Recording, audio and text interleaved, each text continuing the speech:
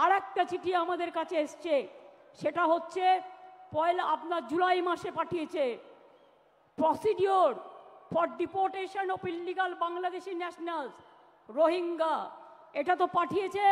Plus আবার একটা পাঠিয়েছে আমাদের কাছে, লেটেস্ট যেটা পাঠিয়েছে, ওরা সেন্ট্রাল ফোর্স থেকে আমাদের বলছে একটা নোডাল অফিসার তৈরি করতে, যারা কিনা গিয়ে ওখানে মানুষকে বাদ দেবে, ভোটার লিস্ট থেকে বাদ দেবে, বাংলার পরিচয় থেকে বাদ দেবে, বাংলার অস্তিত্ব থেকে বাদ দেবে।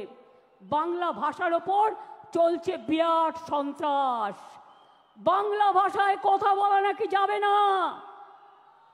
কে মাছ খাবে, কে মাংস খাবে, কে ডিম খাবে, কার মাথা খাবে, সব ওরা ঠিক করে দিচ্ছেন। এত সহজ নয়, বাংলা এসব মানবে না। সব মানুষের অধিকার এখানে সংরক্ষিত হবে। মনে রাখবেন, আমার কাছে পুরো লিস্ট আছে। আমি এখনো জানি না বাংলাদেশে কত লোককে ফেরত পাঠিয়েছেন। এই দেখুন, লিখছে all state government UT administration shall set up adequate holding center in each district under the police of state UT to detain illegal immigrants from Bangladesh, Myanmar. এবার আমি জিজ্ঞেস করি, বিজেপির একজন নেতা বলছেন, কি বলছেন, এখানে নাকি 17 লক্ষ রোহিঙ্গা আছে। আমি জিজ্ঞেস করছি তাদের নাম নাকি ভোটার লিস্ট থেকে বাদ দিতে হবে। আমি জিজ্ঞেস করছি সারা পৃথিবীতে রোহিঙ্গাদের সংখ্যা কত? স্টাডি করে বলবেন তো।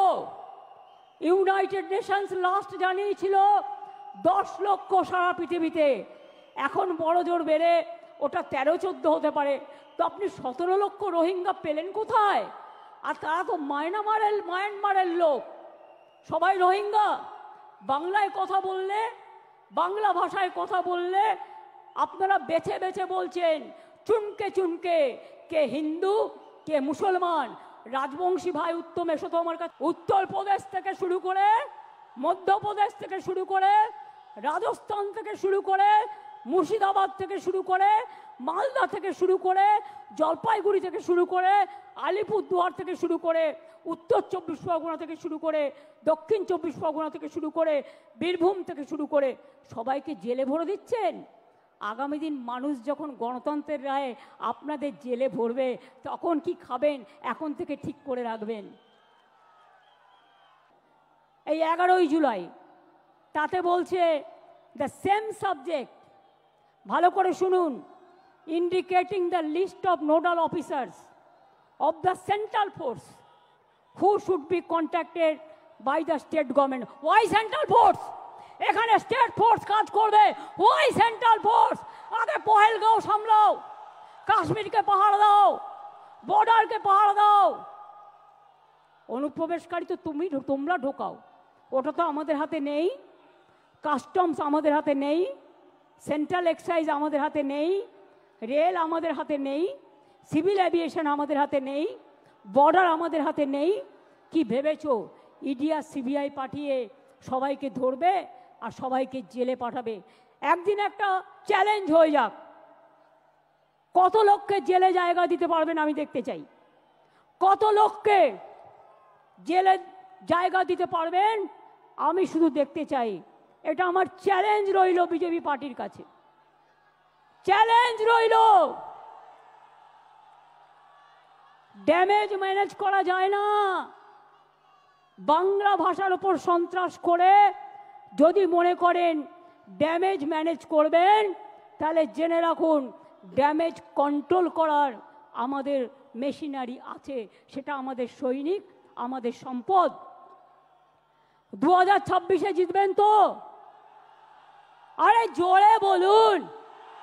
পেছনে পার্ক স্ট্রিট পর্যন্ত যারা আছে বলুন, রেড রোডে যারা বলুন, আমার পেছনে 1 লাখ লোক আছে বলুন, জিতবেন তো? লড়াই করবেন তো? हम लड़ेंगे, हम जीतेंगे, हम करेंगे। আমরা মরने के लिए तैयार है, কিন্তু আমি বাংলা ভাষার ওপর বা যে কোনো ভাষার ওপর অসম্মান বা অপমান মানব না, মানব না, পরিষ্কার বলে যাচ্ছি।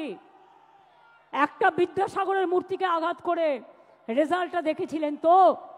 আজকেও আপনাদের বলে যাচ্ছি, যে অত্যাচার মহারাষ্ট্র থেকে শুরু করে মতুয়াদের ওপর অত্যাচার করেছেন মহারাষ্ট্রে, রাজবংশীর ওপর চিঠি পাঠাচ্ছেন, আসামে মা কালী মন্দির ভেঙে দিলেন।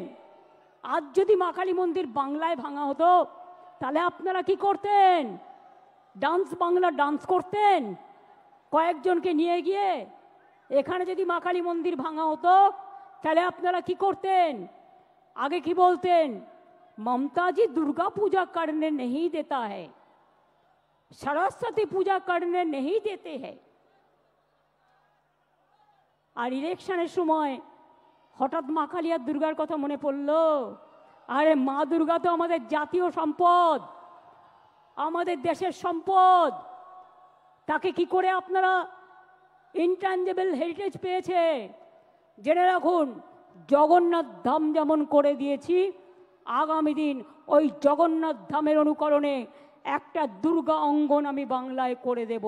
তার কারণ সারা বছর যাতে মানুষ চিনতে পারে, আসতে পারে, দেখতে পারে। আগে কলকাতা কি ছিল, আজকে কি হয়েছে? আগে বাংলা কি ছিল, আজকে কি হয়েছে? মানুষ ভালো আছে আর ওদের হিংসা হচ্ছে। মানুষ ভালো আছে আর ওরা জ্বলছে। বলো তুমি জ্বলে যাও আর লুচির মতো ফুলে যাও, কিচ্ছু যায় আসে না। তুমি জ্বলে যাও আর লুচির মতো ফুলে যাও, ওটাকে ফাটিয়ে আমরা খেয়ে নেব, কোনো অসুবিধে নেই। আমরা কেউ আমাদের লড়াই থেকে বিচ্যুত হব না। আমি আপনাদের পরিষ্কার বলছি, আগামী 27শে জুলাই নানুর দিবসের দিন থেকে প্রতি শনি রবিবার বাংলা ভাষার ওপর যে অপমান, বাংলা ভাষার ওপর যে সন্ত্রাস, তার বিরুদ্ধে সব ভাষাভাষী লোকেদের নিয়ে মিছিল মিটিং সব করুন। এবং যদি কোনো পরিযায়ী শ্রমিকের পরিবার আপনাদের কাছে খবর দেয় তারা বিপদে আছে, তাদের পাশে গিয়ে দাঁড়ান এবং আমাদের জানান। এবং পরিযায়ী শ্রমিকদেরও বলবো, ফিরে আসুন, বাংলায় কাজের অভাব নেই। বাংলায় 6টা ইকোনমিক করিডোর হচ্ছে, দেউচা পাতমি হচ্ছে, গ্যাস সেলের ফ্যাক্টরি হচ্ছে, ওএনজিসি হচ্ছে, বাংলায় অনেক কিছু হচ্ছে। বিজেপি নেতারা উদ্বোধন করে গেলেন সেদিন দুর্গাপুরে, পুকুর ভরিয়ে দিলেন স্টেডিয়ামটাকে, 2টো ফ্লাইওভার উদ্বোধন করলেন। কই একবারও বলেছেন 54 কোটি টাকা আমরা স্টেট গভর্নমেন্ট থেকে দিয়েছি, তবেই কিন্তু কাজটা হয়েছে। গ্যাস যাবে নলের ভেতর দিয়ে, কাজটা কে করবে? State government. আর ফিতে কাটবেন আপনি, ফিতে কাটবেন আপনারা। 2 কোটি লোকের বাড়িতে পানীয় জল প্রায় পৌঁছে গেছে। আপনারা যে প্রচার করেন সত্য নয়, 90% টাকার খরচ আমাদের, এটা মাথায় রাখবেন। এবং আমরা আগামী দিনও করে যাব।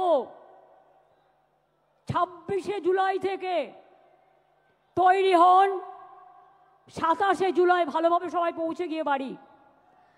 যতক্ষণ না পৌঁছাবে আমাদের ভলেন্টিয়ার্সরা আপনাদের সাবধানে সব টেনে তুলে দেবে, বাসে যারা এসছেন সাবধানে ফিরে যাবেন। কিন্তু যতক্ষণ বাড়ি না পৌঁছাবে ততক্ষণ আমাদের ভলেন্টিয়ার্সরা ওয়াচ রাখবে। যারা যেতে পারবেন না তারা থেকে যাবেন, তাদের থাকার কোনো অসুবিধা হবে না। আমি অরূপ ববিদের দায়িত্ব দিয়ে যাচ্ছি ও সুজিতকে, ওদের সাথে দয়া করে, অভিষেকও আছে, ওদের সাথে দয়া করে যোগাযোগ করবেন। আর বাংলায় বাংলা ভাষার ওপর যে অত্যাচার, গণতন্ত্র যেমন 21শে জুলাই প্রাণ দিয়ে আমরা বাঁচিয়েছি, মা মাটি মানুষকে সম্মান দিয়ে বাঁচিয়েছি, তেমনি মনে রাখবেন বাংলা ভাষার ওপর সন্ত্রাস আমরা মেনে নেব না, পায়ে পড়লেও মেনে নেব না।